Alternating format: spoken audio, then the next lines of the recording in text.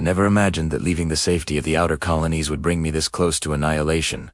Yet here I am, floating above a star system that refuses to exist. The coordinates we intercepted weeks ago led me to a binary star orbit, one that radiated chaos in every detectable wavelength. My ship's sensors screamed warnings I had learned to ignore. The universe had taught me that what we cannot explain is often worse than what we can. As I descended toward the larger of the two suns, the gravity well pulled me with a subtle insistence, almost like it had sentient intent. Every fiber of my being screamed to retreat, but something curiosity, perhaps arrogance, kept me locked in the cockpit. The binary system was alive in a way I had never witnessed. Stellar flares twisted and curved unnaturally, as if they were following a hidden pattern, a rhythm encoded into the very fabric of space-time. I aligned my instruments and focused on the anomaly detected near the smaller star. Energy readings spiked off the charts levels that could obliterate a ship in milliseconds, and yet I felt compelled to investigate. As I maneuvered closer, I saw it.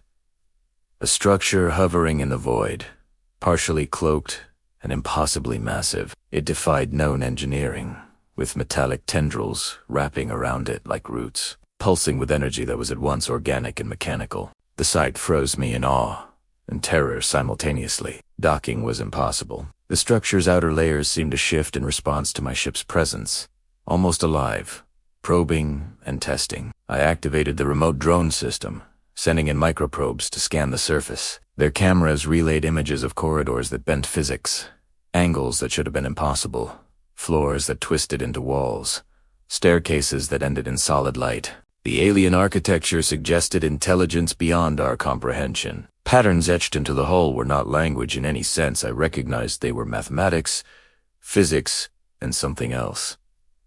Memory. Every line, every curve felt like it was storing knowledge, history, perhaps consciousness itself. As my probes transmitted, a sudden pulse of energy enveloped my ship, a wave that bypassed shields and rattled my instruments. My heart raced as the displays began to show the impossible, data streams folding back on themselves, showing potential futures as clearly as past events. Then I heard it, not through speakers, not through radio, but directly inside my skull. A voice, layered in frequencies I could not consciously detect. It spoke in fragments. You are the witness. You are the keeper. Do not fail. I had no choice but to obey. My fingers flew over the controls as I programmed the probes to enter the core of the structure. The interior was a labyrinth of light and matter. Every probe transmitted visions of civilizations I did not know. Planets decimated by war, cities encased in crystal, beings whose forms shifted like flowing ink, all consumed and preserved by the structure. It was a library of existence, a memory vault created by forces that predated humanity. And then, just as quickly as the transmission began, it ceased, leaving me alone with the deafening silence of space. Days passed in a trance. I barely slept, driven to record, analyze, and understand. Then the first attack came. Swarms of alien drones emerged from the void, black and jagged, moving with precision and intent. My ship's weapons were ineffective, barely scratching their armor. The first impact threw me against the cockpit. Alarms screamed. I realized then that the structure itself was a trap, bait designed to test or perhaps recruit. Every evasive maneuver, every countermeasure seemed anticipated. The universe itself had conspired to bring me here. I fought, dodged, and barely survived, losing 2 drones before I noticed a critical pattern. The drones' movements were predictive, a reflection of my own decisions filtered back at me. To survive, I had to break the loop, act irrationally, defy the sequence. I did. I initiated a full-power warp vector through the gravitational eddies, a maneuver that should have disintegrated my ship.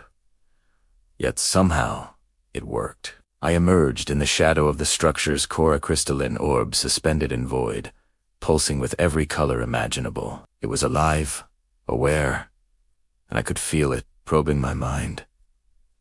Then it communicated, not in words, but in emotion and memory, a torrent of sensation that filled every synapse. I saw the creation and destruction of stars, civilizations rising and falling, and the birth of the structure itself. It had been built to preserve life and knowledge, yet it was also a weapon, a sentinel designed to test, judge, and record. I understood that my presence here was no accident. I had been chosen, or perhaps selected, to witness this, to act as intermediary between the structure and my species. The realization hit me harder than any weapon. My decisions could influence the fate of countless worlds. Every mistake could cascade through time and space, and then the structure presented a choice: to return home with knowledge that could save or doom humanity, or to merge with the core and transcend, becoming one with the memory of the cosmos. I hesitated. Survival screamed at me, but the weight of possibility crushed my instincts. I made my choice. I engaged the core's interface, neural links wrapping around my consciousness. The sensation was excruciating, an explosion of awareness that expanded beyond my physical body. I felt the pulse of every star, the flow of every planet, the sorrow of every species erased by entropy. And yet, beneath it all, a single message resonated: do not fail. I realized that failure was not death, it was ignorance. It was allowing the cycle to repeat without learning. Time lost meaning. Hours, days, decades passed in the span of seconds. I learned secrets that humans were not meant to know. I glimpsed civilizations that had escaped extinction, using technology and thought to transcend physical limitations. I understood the structure's purpose: not to destroy, but to preserve, to teach.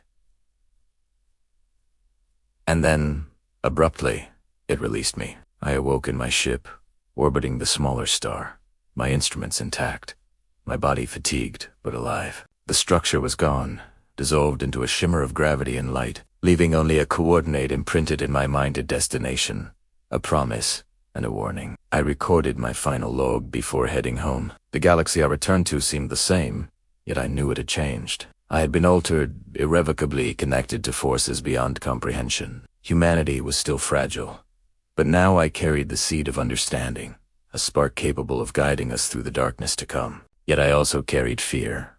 The universe remembered everything, and it would hold us accountable for how we chose to act. As I entered warp toward the inner colonies, I looked back at the empty space where the structure had been. The stars blinked indifferently, unaware, or perhaps aware in ways I could not yet comprehend. And somewhere in the vast, cold expanse, I heard it again: not a voice, not a sound, but a presence, a whisper that promised knowledge, danger, and destiny. I had survived the memory of the cosmos, but survival was only the beginning. I knew this was only part 4 of the journey. Beyond these coordinates lay civilizations that might never forgive humanity, challenges that would stretch our understanding of life, and decisions that could echo through the universe for millennia. I gripped the controls, a singular certainty pulsing through me.